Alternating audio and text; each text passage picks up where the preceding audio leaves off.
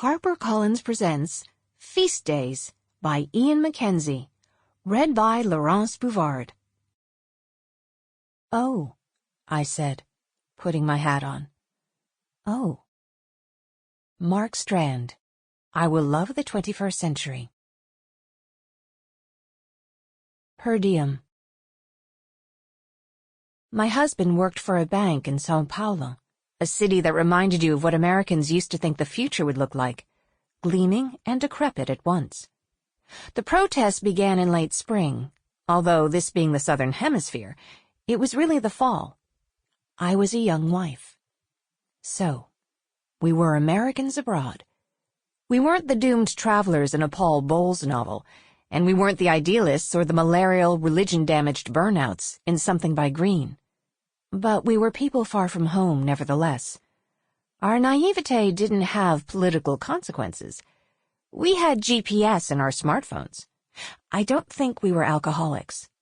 Our passports were in the same drawer as our collection of international adapters, none of which seemed to fit in Brazilian wall sockets. My husband was in the chrysalis stage of becoming a rich man, and idealism was never my vice.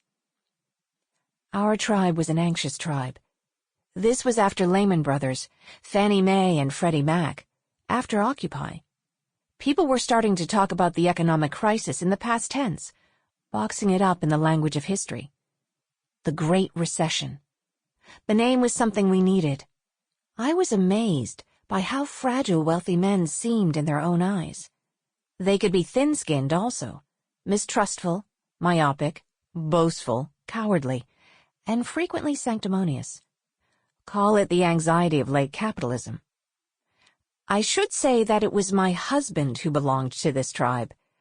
I was ancillary, a word that comes from the Latin for having the status of a female slave. That's the sort of thing I know, and it tells you something about how I misspent my education. The term among expats for people like me was trailing spouse. I wasn't aware until after living there for some time that São Paulo lies almost exactly on the Tropic of Capricorn. The city was a liminal place, not quite tropical, not quite subtropical. Really, it was both things at once. This fact, when I discovered it, possessed a kind of explanatory force. One night we went to the Reserva Cultural to see the new Coen Brothers film, about a folk singer in Greenwich Village in the 1960s who fails to become Bob Dylan. And afterward, we walked up Avenida Paulista, past the radio antenna that from a distance resembled an ersatz Eiffel Tower, to a restaurant in Consolacion. All the magazines liked it, a pretty restaurant on a bad corner. Nearby, there were buildings covered with skins of stale graffiti, boarded-up windows, decaying brick, that sort of thing. I saw drug addicts in flagrante delicto. It wasn't uncommon in São Paulo to find high-end dining in the midst of ruin. The whole thing could have been an art installation about gentrification. High-end dining in the midst of ruin. On the sidewalk, I saw the froth of old garbage, blown around by city wind. Inside the restaurant, you were assaulted by tastefulness. The click of ice in a steel shaker, a curl of white staircase.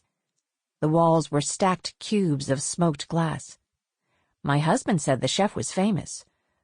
"Apparently, this used to be a dive bar," he said. "Caetano Veloso and Chico Buarque used to come here." "Those are co-workers of yours?" "No, singers." "Oh," I said. "What?" "You're doing facts about Brazil again." The men wore shirts with open collars. The women wore as little as possible. The bartender, a skinny black tie. The menu bragged of steak tartare, ceviche, gnocchi, gourmet mini hamburgers. Whatever it wasn't a dive bar anymore. We ate out in São Paulo. Restaurant going was the local cult, and we got involved. A home-cooked meal as a solution to the problem of sustenance would have set off alarms. Who made this? That makes us sound terrible, perhaps, and unable to look after ourselves, but it isn't an exaggeration. Sample complete. Ready to continue?